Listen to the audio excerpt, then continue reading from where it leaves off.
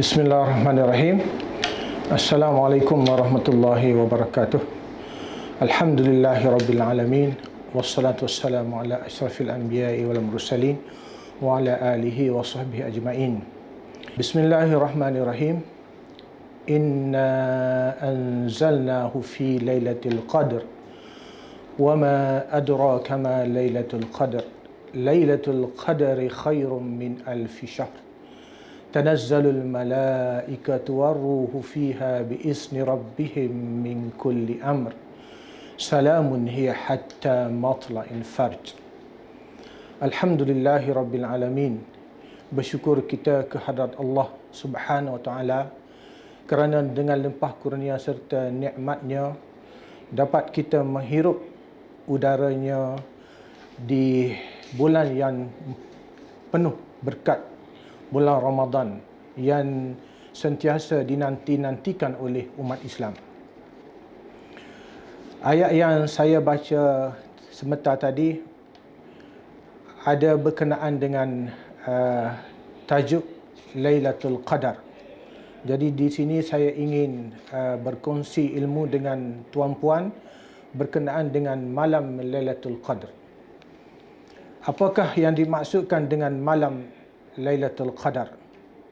Sebagaimana yang saya baca ayat yang pertama tadi, iaitu malam Lailatul Qadar, malam yang berlaku pada bulan Ramadan. Satu malam yang berlaku di dalam bulan-bulan Ramadan. Jadi malam Lailatul Qadar itu bermaksud malam yang mulia, malam yang penuh berkat, malam yang mempunyai keagungan, yang diturunkan pada malamnya malaikat dan turun bersamanya ketua malaikat iaitu Jibril alaihi salam.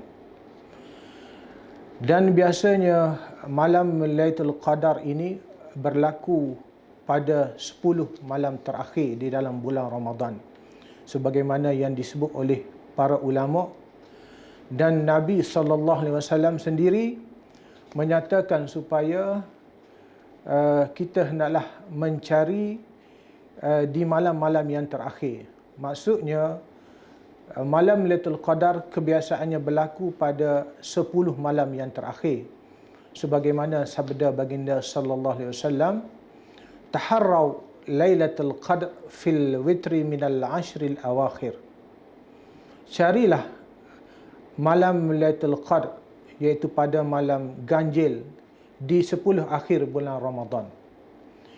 Dan mengikut pendapat ulama, kebiasaan malam Lailatul Qadar berlaku pada malam 21, malam yang ganjil, iaitu malam 23, malam 25, 27 dan 29. Tapi bagi kita umat Islam, kita tak perlu mencari ataupun memfokuskan ibadat pada malam-malam tersebut, kerana sekiranya kita istiqamah, kita teruskan ibadat pada setiap malam selama 29 hari ataupun 30 hari, maka insya-Allah kita akan mendapat ganjaran yang amat besar. Di mana ganjaran yang disebut dalam ayat yang saya baca permulaan tadi, iaitu Lailatul Qadr khairun min alfi syahr, iaitu malam Lailatul Qadar itu lebih baik daripada 1000 bulan. Tuan-puan yang dirahmati Allah, apakah tanda-tanda berlakunya malam Lailatul Qadar? Mengikut pendapat ulama, malam Lailatul Qadar itu biasanya berlaku pada malam yang terang, nyaman, tenang, dan malam yang tidak terlalu sejuk dan tidak terlalu panas. Keduanya, apabila pada malam tersebut berlaku Lailatul Qadr, maka matahari akan terbit pada pagi esoknya dengan tidak mempunyai cahaya dan tidak mempunyai kepanasan. Hanya cerah begitu sahaja. Tidak ada kepanasan yang biasanya berlaku pada waktu siang hari. Dan apabila kita diberi rezeki oleh Allah Subhanahu wa taala untuk mendapat ataupun bertemu pada malam Lailatul Qadar, maka kita disarankan supaya berdoa, dan doa yang dikhususkan oleh baginda Rasulullah sallallahu alaihi wasallam iaitu Allahumma innaka afuwun karim tuhibbul afwa fa'fu anni. Wahai Tuhanku, sesungguhnya engkaulah Maha Pengampun dan engkau sangat suka kepada keampunan, maka ampunkanlah dosa-dosa daripadaku. Maka bagi kita hendaklah memperbanyakkan doa ini. Bukan pada 10 akhir saja, tetapi di awal puasa marilah kita memperbanyakkan doa ini.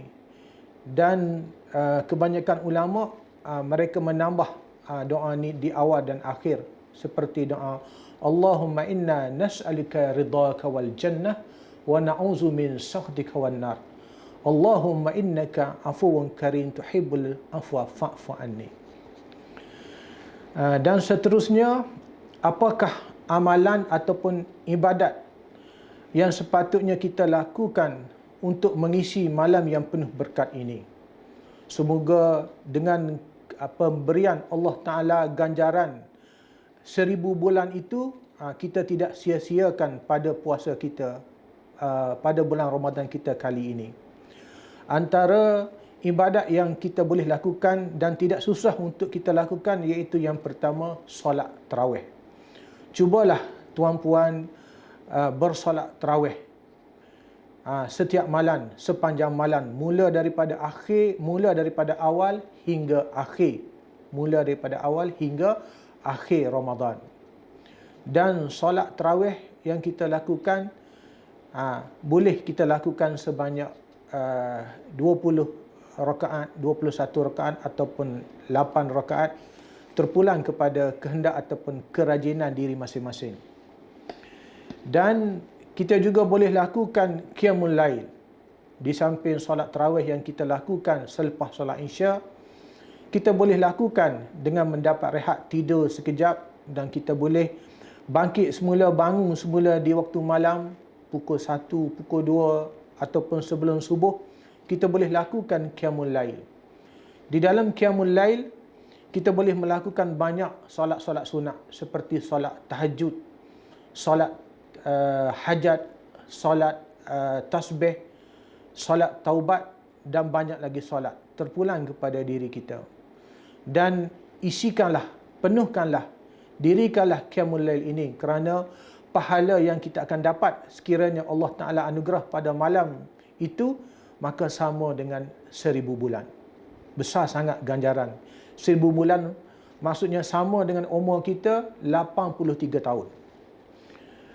Tuan-puan yang dirahmati Allah, seterusnya amalan yang kita boleh lakukan iaitu membaca Al-Quran. Cuba tadarus Al-Quran, perbanyakkan Al-Quran. Sekiranya kita jarang melakukan, bukan di bulan Ramadan, cubalah perbanyakkan sedikit bacaan di bulan Ramadan.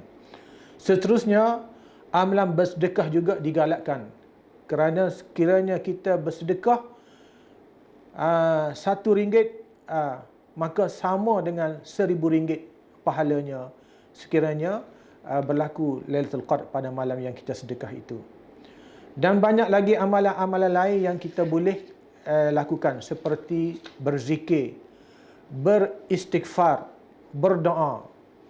Dan cuba banyakkan berdoa dengan meminta ampun kepada Allah, kerana malam ini bukan sahaja malam yang diberi ganjaran yang besar yang sama dengan 1000 bulan, tapi malam ini adalah malam yang Allah Ta'ala berkati, malam yang Allah Ta'ala akan memakbulkan segala doa-doa hamba-Nya. Dan seterusnya, ibadat yang cukup senang yang kita lakukan iaitu niat beriktikaf di masjid. Masuklah mana-mana masjid dan cubalah niat iktikaf, iaitu nawaitul iktikaf fil hazal masjid lillahi ta'ala. Dan saya rasa itulah setakat yang saya dapat kongsikan dengan tuan-puan berkenaan dengan malam Lailatul Qadar, kelebihan dan bagaimana cara untuk mengisi malam tersebut. Jadi saya akhiri dengan aqulu qouli hadza wa astaghfirullah li wa lakum. Wassalamualaikum warahmatullahi wabarakatuh.